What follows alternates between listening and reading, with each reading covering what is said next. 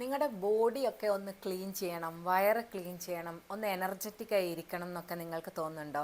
ഒന്നുകൂടെ നമ്മുടെ ലൈഫ് ഒന്ന് നല്ല പുതുതായി റീസ്റ്റാർട്ട് ചെയ്യണം എന്നൊക്കെ തോന്നുന്നവരാണെങ്കിൽ നിങ്ങൾക്ക് ഉപകാരപ്പെടുന്നതാണ് ഈ ഒരു വീഡിയോ മുഴുവനായിട്ട് കാണാം. ഞാൻ ഡോക്ടർ അമൃത. നമ്മുടെ ആയുർവേദത്തിൽ ചികിത്സകൾ രണ്ട് തരത്തിലാണ് പറഞ്ഞിട്ടുള്ളത്. ഒന്ന് ശമന ചികിത്സ, മറ്റൊന്ന് ശോധന ചികിത്സ. ശമന ചികിത്സ എന്ന് പറയുന്നത് സാധാരണ നമുക്ക് എന്തെങ്കിലും ഒരു അസുഖം വരുന്നു, അപ്പോൾ നമ്മൾ അതിന് മരുന്ന് കഴിച്ചിട്ട് അത് കുറയുന്നു. ആ ഒരു രീതിയിലുള്ള ചികിത്സയാണ് ശമന ചികിത്സ എന്ന് പറയുന്നത്. ശോധന ചികിത്സ എന്ന് പറയുന്നത് നമുക്ക് എന്തെങ്കിലും അസുഖമുണ്ട്, അല്ലെങ്കിൽ നമ്മുടെ ബോഡിയിൽ എന്തെങ്കിലും തരത്തിലുള്ള ദോഷങ്ങൾ കൂടിയിട്ടുണ്ട്, കഫ കൂടിയിട്ടുണ്ട്, അല്ലെങ്കിൽ പിത്തവാത കൂടിയിട്ടുണ്ട്, ഇങ്ങനെയൊക്കെ ആണെങ്കിൽ അതിനെ നമ്മുടെ ബോഡിയിൽ നിന്ന് എലിമിനേറ്റ് ചെയ്ത് പുറത്തേക്ക് കളയുന്ന ചികിത്സാ രീതിയാണ് ശോധന ചികിത്സ.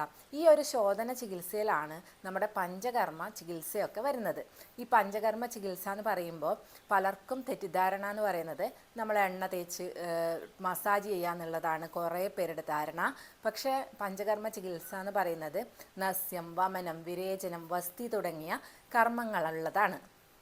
അപ്പോൾ ഈ ഒരു കർമ്മങ്ങൾ എങ്ങനെയാണ്, എന്തിനു വേണ്ടിയിട്ടാണ് ചെയ്യുന്നത് നോക്കാം.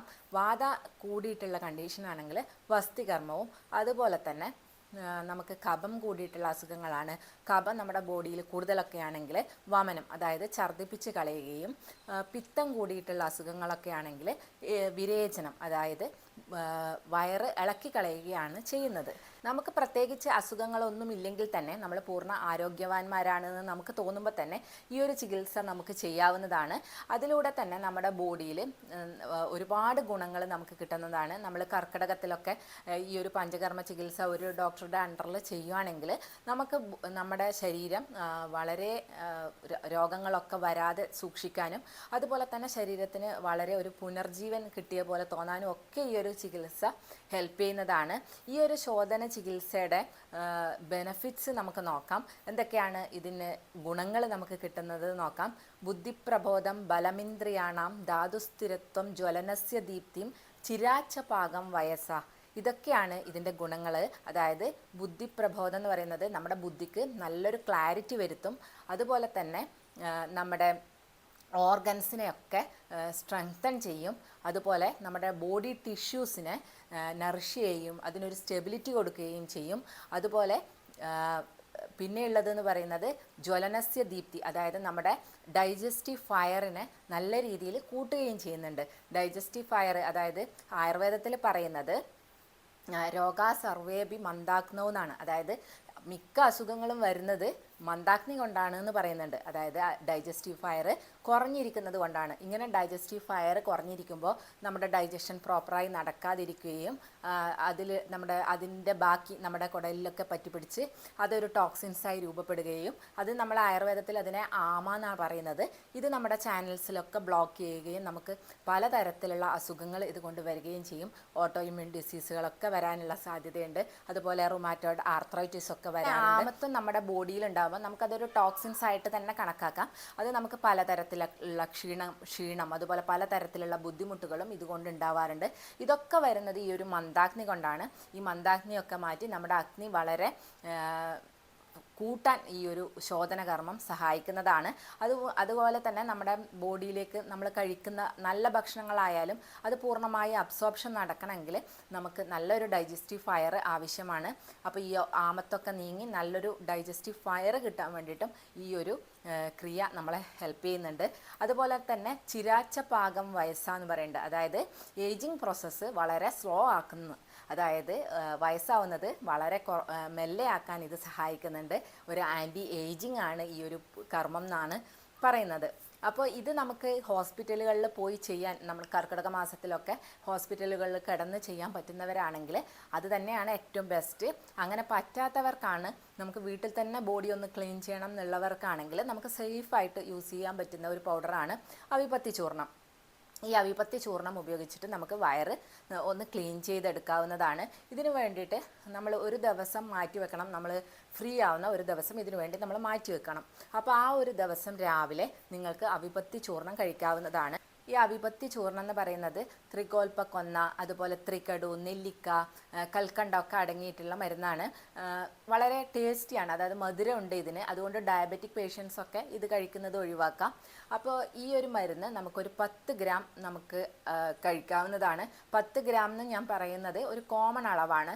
അതും ഓരോരുത്തരുടെ ഡൈജസ്റ്റീവ് ഫയറും അവരുടെ പ്രകൃതിയൊക്കെ അനുസരിച്ചിട്ട് മാറ്റം ഉണ്ടാവാൻ സാധ്യതയുണ്ട്.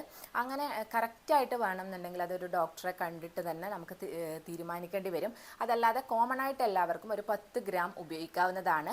രാവിലെ എഴുന്നേറ്റ ഉടനെ ഒരു അര ഗ്ലാസ് ഇളം ചൂടുവെള്ളത്തിൽ ഒരു 10 ഗ്രാം മിക്സ് ചെയ്തിട്ട് കഴിക്കാവുന്നതാണ്. ഇത് കഴിച്ചതിന് ശേഷം അപ്പം തന്നെ നമ്മൾ ഫുഡൊന്നും കഴിക്കരുത്. ഒരു 2 മണിക്കൂറെങ്കിലും ഗ്യാപ്പ് കൊടുക്കണം. നിങ്ങൾക്ക് പൊടിയരി കഞ്ഞി പോലുള്ള വളരെ ലൈറ്റായിട്ടുള്ള ഭക്ഷണങ്ങൾ കഴിക്കാം. മസാലയോ എരിവും പുളി അങ്ങനെ ഒന്നും കഴിക്കരുത്. കഞ്ഞി കുടിക്കുന്നതാണ് അന്നത്തെ ദിവസം നല്ലത്. അതല്ലാതെ ഇളം ചൂടുവെള്ളം ഇടയ്ക്കിടയ്ക്ക് കുടിച്ചുകൊണ്ടിരിക്കുക. അപ്പോൾ ഇങ്ങനെ ചെയ്യുമ്പോൾ ഒരു 5-6 തവണ നമുക്ക് വയറിളകി പോകുന്നതാണ്.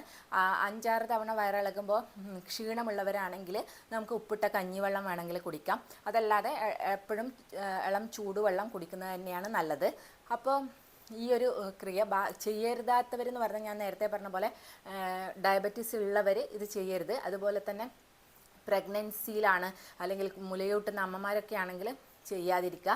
പിന്നെ വളരെ ക്ഷീണമുള്ളവർ, കുറച്ച് വയസ്സായിട്ടുള്ളവരൊക്കെ ആണെങ്കിൽ നല്ല വയസ്സായിട്ട് ക്ഷീണമൊക്കെ ബോഡിക്ക് പൊതുവേ ക്ഷീണമുള്ളവരുണ്ടാവുമല്ലോ, വയസ്സായത് കാരണം ക്ഷീണമുള്ളവരൊക്കെ ഉണ്ടാവും. അങ്ങനെയുള്ളവരും ഈ ഒരു വയറിളക്കരുത്. ഇങ്ങനെ വയറിളക്കുമ്പോൾ അവർക്ക് പെട്ടെന്ന് ക്ഷീണം കൂടാനുള്ള കാരണമാവും. അതുകൊണ്ട് അങ്ങനെയുള്ളവരാണെങ്കിൽ ഇങ്ങനെ ചെയ്യരുത്. ഇനി നിങ്ങൾ ഇത് ചെയ്യുമ്പോൾ ശ്രദ്ധിക്കേണ്ടത് തലേ ദിവസം വളരെ ഹെവി ഫുഡൊന്നും കഴിക്കരുത്. രാത്രി വളരെ ലൈറ്റായിട്ടുള്ള ഭക്ഷണം കഴിക്കുക, രാവിലെ ഈ ഒരു മരുന്ന് കഴിക്കാം. അതിനുശേഷം അന്ന് മുഴുവൻ വളരെ ലൈറ്റായിട്ടുള്ള ഭക്ഷണങ്ങൾ കഴിക്കുക, ചൂടുവെള്ളം കുടിച്ചുകൊണ്ടിരിക്കുക. പിറ്റേ ദിവസം ആണെങ്കിലും ഒരുപാട് ഹെവിയായ ഭക്ഷണങ്ങൾ കഴിക്കാതിരിക്കുക. വളരെ ലൈറ്റായിട്ടുള്ള ഭക്ഷണങ്ങൾ കഴിച്ച് മെല്ലെ മെല്ലെ ഭക്ഷണം കൂട്ടിക്കൊണ്ടുവരാൻ വേണ്ടി നോക്കുക. ഇത് പൂർണ്ണമായിട്ട് നമ്മുടെ വയറിലുള്ള പഴകിയ മലവും അതുപോലെ തന്നെ ടോക്സിൻസും ഒക്കെ പുറന്തള്ളാൻ സഹായിക്കുന്നതാണ്. ഇനി ചിലർക്കാണെങ്കിൽ ഈ ഒരു മരുന്ന് കഴിക്കുമ്പം ഛർദ്ദിക്കാൻ വരും. അത് കഫം കൂടിയിട്ടുള്ളവർക്കാണ് അവിപത്തി ചൂർണം കഴിക്കുമ്പോൾ ഇങ്ങനെ ഓക്കാനം വരാറുണ്ട്. അത് വളരെ നാച്ചുറലാണ്, അതുകൊണ്ട് പേടിക്കാനൊന്നുമില്ല. ഛർദ്ദിച്ച് പോവുകയാണെങ്കിലും നമ്മുടെ വയറിലുള്ള മോശം കാര്യങ്ങൾ പോകുന്നു എന്നുള്ളതേ ഉള്ളൂ. അപ്പോൾ അതുകൊണ്ടും വേറെ പ്രശ്നങ്ങളൊന്നുമില്ല. ഇനി നിങ്ങൾക്ക് ഇങ്ങനെ ഒരു ദിവസം മാറ്റിവെക്കാനില്ല, അതായത് പൂർണ്ണമായി റെസ്റ്റ് എടുത്ത് മാറ്റിവെക്കാനില്ലാത്ത ആൾക്കാരാണ്, തിരക്കുള്ളവരൊക്കെ ആണെങ്കിൽ നിങ്ങൾക്ക് നിത്യവിരേചനം ചെയ്യാം. അതായത് ഡെയിലി ചെറിയ അളവിൽ മരുന്ന് കഴിച്ചിട്ട് പിറ്റേ ദിവസം രാവിലെ 1-2 പ്രാവശ്യം മാത്രമേ വയറിളകി പോവുള്ളൂ. അതും വയറിളകണം എന്നില്ല. ചിലർക്കാണെങ്കിൽ സാധാരണ രീതിയിൽ ഒരു പ്രാവശ്യം പോവും. അതല്ല എങ്കിൽ ചിലർക്ക് വളരെ കോൺസ്റ്റിപ്പേഷനൊക്കെ ഉള്ളവർക്കാണെങ്കിൽ അങ്ങനെ വയറിളകി പോകണം എന്നൊന്നുമില്ല. ഇങ്ങനെ നിത്യവിരേചനം ചെയ്യാൻ വേണ്ടിയിട്ട് നമുക്ക് ത്രിബല ചൂർണം ഉപയോഗിക്കാം. ത്രിബലാതി ചൂർണം രാത്രി കിടക്കുന്നതിന് മുമ്പ് അര ഗ്ലാസ് ഇളം ചൂടുവെള്ളത്തിൽ 1 ടീസ്പൂൺ ഒരു 5 ഗ്രാം നിങ്ങൾക്ക് മിക്സ് ചെയ്തിട്ട് കഴിക്കാവുന്നതാണ്. അതല്ല എങ്കിൽ അവിപത്തി ചൂർണം ഒരു 5 ഗ്രാം രാത്രി കിടക്കുന്നതിന് മുമ്പ് ഇതുപോലെ കഴിക്കാവുന്നതാണ്. ഒരു ഭക്ഷണം കഴിഞ്ഞിട്ട് ഒരു 2 മണിക്കൂർ ഗ്യാപ്പ് ഇട്ടിട്ട് നിങ്ങൾ കിടക്കാൻ പോകുന്നതിന് മുമ്പായിരിക്കണം ഇത് കഴിക്കേണ്ടത്. അങ്ങനെ ആവുമ്പോൾ നിങ്ങൾക്ക് രാവിലെ 1-2 പ്രാവശ്യം മാത്രം, ഇപ്പോൾ ഓഫീസിൽ പോകുന്നതിനൊക്കെ മുമ്പാണെങ്കിൽ ആ ഒരു സമയത്ത് നിങ്ങൾക്ക് വയറിന്ന് പോകുന്നതാണ്. അതല്ലാതെ മറ്റ് ഡിസ്റ്റർബൻസ് ഒന്നും ഉണ്ടാവില്ല. ഇങ്ങനെയും നിങ്ങൾക്ക് വയറിളക്കി ഒന്ന് വയറ് ക്ലീൻ ചെയ്ത് ഒന്ന് ഡീടോക്സിഫൈ ചെയ്യാൻ പറ്റും. അപ്പോൾ നിങ്ങൾക്ക് ഇങ്ങനെ നിങ്ങൾക്ക് ചെയ്യാവുന്നതാണ്. അതായത് നിത്യം വളരെ മെല്ലെ മെല്ലെയായിട്ട് ചെയ്യാം. ഇങ്ങനെ ചെയ്യുന്നത് നമുക്ക് ഒരാഴ്ച അല്ലെങ്കിൽ 2 ആഴ്ചയൊക്കെ ചെയ്യാം. ത്രിബലയൊക്കെ ആണെങ്കിൽ നമുക്ക് 1 മാസം വരെ ഇങ്ങനെ ഡെയിലി കഴിക്കാവുന്നതാണ്.